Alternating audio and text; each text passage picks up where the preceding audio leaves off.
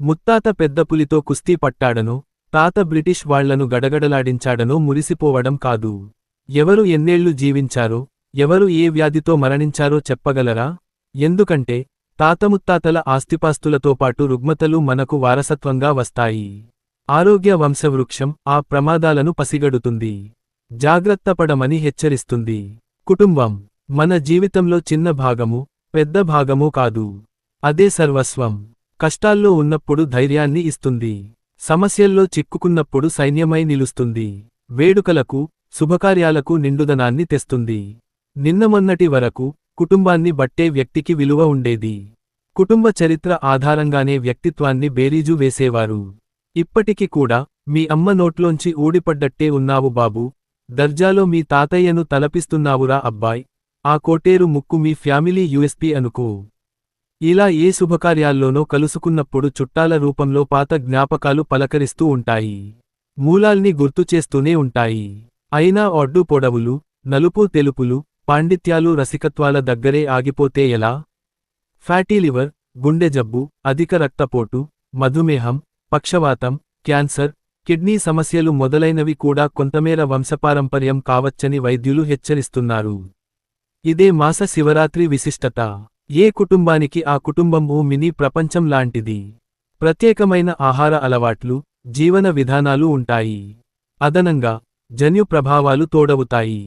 ఆ ఫలితంగానే కొన్ని పరివారాల్లో ముత్తాతల నుంచి ముని మనవళ్ల వరకు అంతా ఊబకాయంతో బాధపడుతుంటారు. కొన్ని వంశాల్లో 50 నిండకముందే ఏ గుండెపోటుతోనో టపటపా రాలిపోతుంటారు. కొన్ని ఇళ్లలో తరానికి ఒకరైనా మానసిక వైకల్యంతో పుడుతుంటారు. చాలా రుగ్మతలు తొలిదశలోనే బయటపడవు, ప్రాథమిక వైద్య పరీక్షల్లోనూ వెల్లడికావు. ఒక్క కుటుంబ చరిత్ర ఆధారంగానే రాబోయే విపత్తును ఊహించగలం. కాబట్టి వారసత్వ వంశవృక్షం దగ్గరే ఆగిపోకుండా ఆరోగ్య వంశవృక్షాన్ని రాసుకోవాలి. తక్షణ కర్తవ్యం. సేవకు వాళ్లే స్ఫూర్తి. మనం మన పెద్దల కార్బన్ కాపీలం. వాళ్ల రక్తం మనలో ప్రవహిస్తోంది, వాళ్ల జన్యువులు మనల్ని శాసిస్తున్నాయి. మన కన్నవాళ్లు ఆరోగ్యవంతులైతే మనము ఆరోగ్యంగా పుడతాం. మనం ఆరోగ్యవంతులమైతే మన పిల్లలు ఆరోగ్యంగా పుడతారు. మన తల్లిదండ్రుల్లో లోపాలున్నా మనం మాత్రం ఆరోగ్యంగా పుట్టామంటే ఎంతో కొంత సంతోషించాల్సిందే. అదే సమయంలో అప్రమత్తంగానూ ఉండాలి. ఆయా వ్యాధులు మనల్ని నీడలా వెంటాడుతున్నాయని గుర్తించాలి. ఏ దశలో అయినా అవి దాడి చేయొచ్చు. కన్నవాళ్ల అనారోగ్యాలు మనకు వచ్చినప్పుడు అవన్నీ రేపటి తరాలకు సోకకుండా జాగ్రత్త పడాలి. ఆరోగ్య వంశవృక్షం ఆ ప్రయత్నంలో ఓ భాగం. తరాలు మారేకొద్దీ వ్యాధి నిరోధకత తగ్గిపోతుంది, రోగ తీవ్రత పెరుగుతుంది. ముత్తాతకు 70 ఏళ్లకు వచ్చిన గుండెపోటు తాతకు 65 ఏళ్లకే దాపురించొచ్చు. మన తరానికి వచ్చేసరికి 5 పదులు నిండకుండానే బలి తీసుకోవచ్చు. మన పిల్లల విషయంలో 40 దరిదాపుల్లోనే అపమృత్యువు దాడి చేయొచ్చు. ఎంత త్వరగా దిద్దుబాటు చర్యలు మొదలుపెడితే అంత మంచిది. మన శత్రువు ఎవరనేది తెలిస్తే ప్రతిదాడికి సిద్ధం కావచ్చు. నిలువరించే ఉపాయము ఆలోచించొచ్చు. ఆ వ్యూహ రచనలో ఆరోగ్య వంశవృక్షం సాయపడుతుంది. శరీరంలోని ప్రతి భాగం తన పని తాను చేస్తూనే మిగతా వ్యవస్థలతో సమన్వయం చేసుకుంటుంది.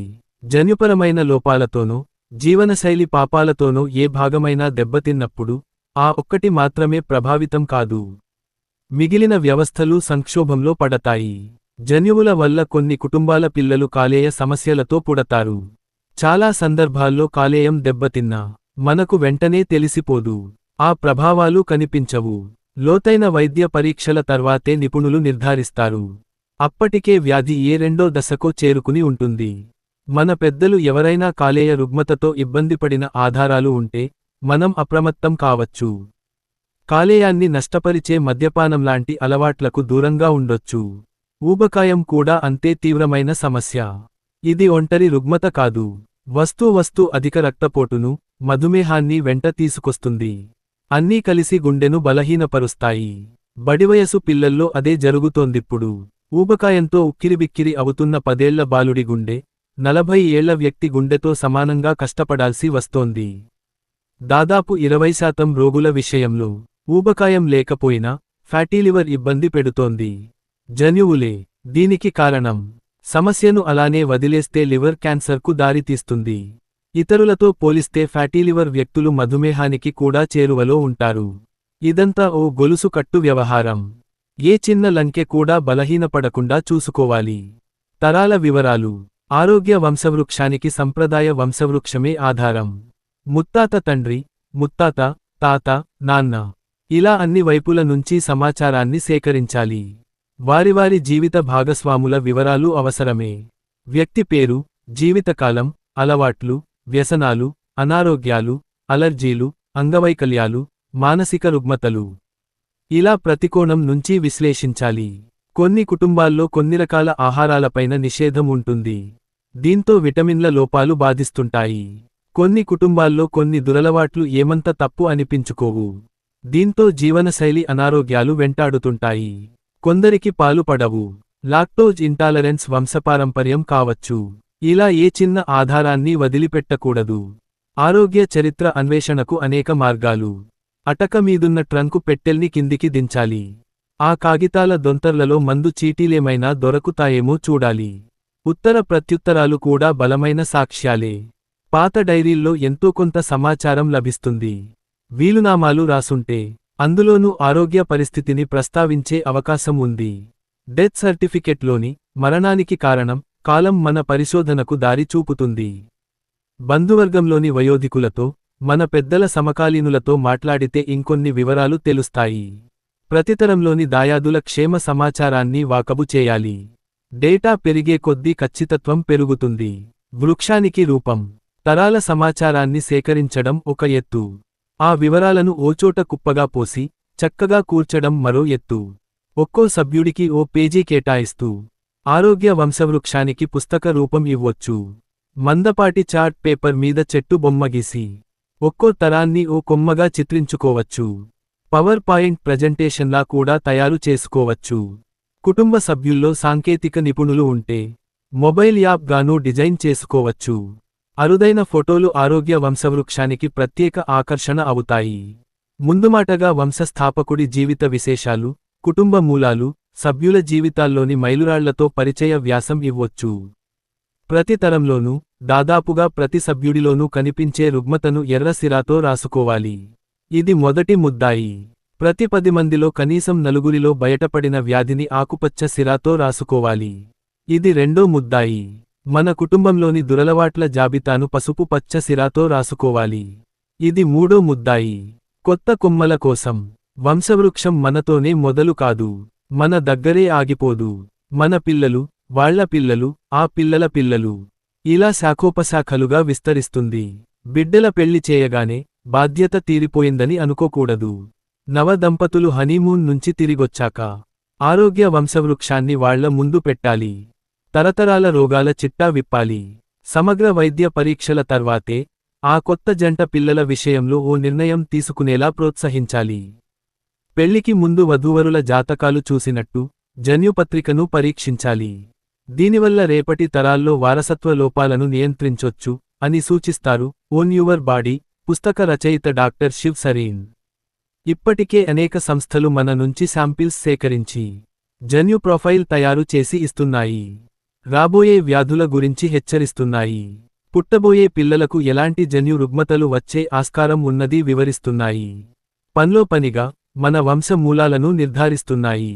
జన్యు పరీక్షలతో ఆరోగ్య వంశవృక్షానికి మరింత సమగ్రత వస్తుంది. కొన్ని సందర్భాల్లో జన్యువులు మనకు రక్షణ కవచాలు అవుతాయి. ఆ వారసత్వం మధుమేహం, గుండె జబ్బులు, అధిక రక్తపోటు తదితర రుగ్మతల నుంచి కాపాడుతుంది. దీంతో ఆ ఇంట శతాధికుల సంఖ్య పెరుగుతుంది. వంశవృక్షం ఊడలమర్రిని తలపిస్తుంది.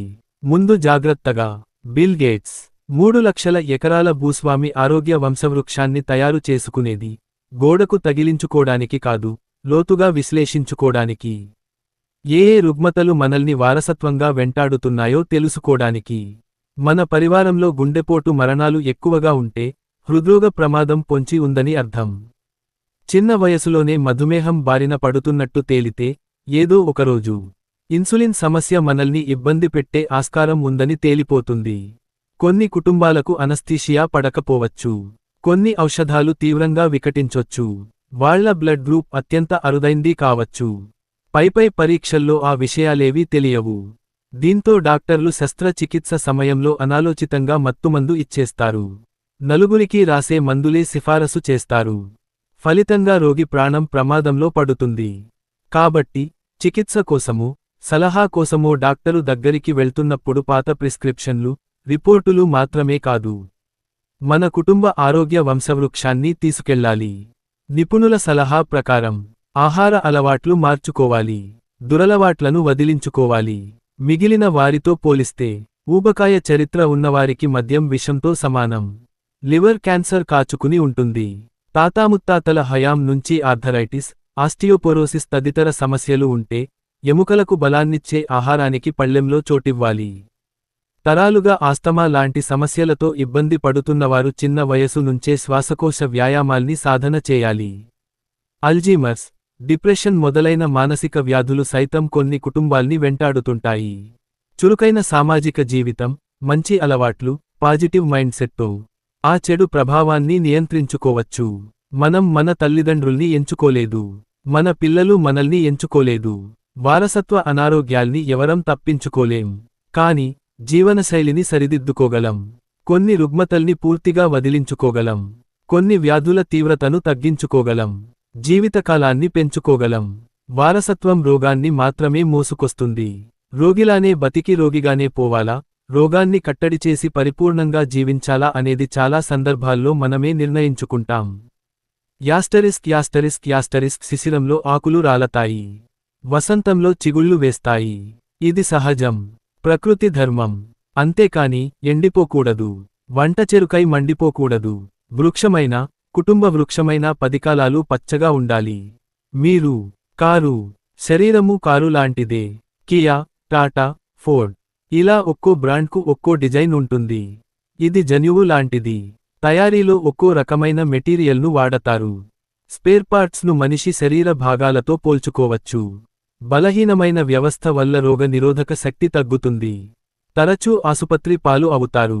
నాసిరకం పరికరాలతో బండి పనితీరు దెబ్బతింటుంది. సగం రోజులు గ్యారేజీలోనే ఉంటుంది. జన్యు సమస్యలు ఆయువును మింగేసినట్టే, డిజైనింగ్ లోపాలు వాహనం జీవితకాలాన్ని ప్రభావితం చేస్తాయి. వాహనానికి ఇంధనం ఉండాలి. మనిషికి ఆహారం కావాలి. బండికి సర్వీసింగ్ లాంటిది, మనిషికి ఆరోగ్య పరీక్ష. తేడా వస్తే బండి బ్రేక్ డౌన్ అవుతుంది. మనిషి ఐసీయూ పాలవుతాడు. ఫ్యామిలీ క్లబ్ ప్రతి కుటుంబం ఏడాదికోసారైనా సమగ్ర వైద్య పరీక్షలు చేయించుకోవాలి. తాత ముత్తాతల కాలం నుంచి వేధిస్తున్న దీర్ఘకాలిక వ్యాధుల విషయంలో మరింత లోతైన పరీక్షలకు వెళ్ళాలి. ఆయా రుగ్మతల కోసం ప్రత్యేక ఆరోగ్య బీమా పాలసీలు తీసుకోవచ్చు. గత దశాబ్దాలతో పోలిస్తే కొన్ని రోగాలకు వ్యాధి నిరోధక టీకాలు వచ్చేశాయి. ఆ వ్యాక్సిన్లు వేయించుకోవచ్చు. ఇది మొత్తంగా ఓ పరివార సమస్య కాబట్టి 3 తరాల దాయాదులతో సమావేశం ఏర్పాటు చేసి వంశానికి శాపంలా దాపురించిన రుగ్మతల గురించి హెచ్చరించొచ్చు. వీలైతే ఆ సమావేశానికి వైద్యులను ఆహ్వానించి సభ్యులు తమ సందేహాల్ని తీర్చుకునే అవకాశం కల్పించొచ్చు. మంచి చెడులు చర్చించుకోడానికి ఫ్యామిలీ హెల్త్ వాట్సాప్ గ్రూప్ ఏర్పాటు చేసుకోవచ్చు. కాకపోతే ఆ చర్చలు పక్కదారి పట్టకుండా, అర్థంలేని ఆందోళనలకు గురిచేయకుండా, అపోహలు సృష్టించేలా ఉండకుండా జాగ్రత్తపడాలి. ఆ బాధ్యత అడ్మిన్దే. బంధాల చెట్టు.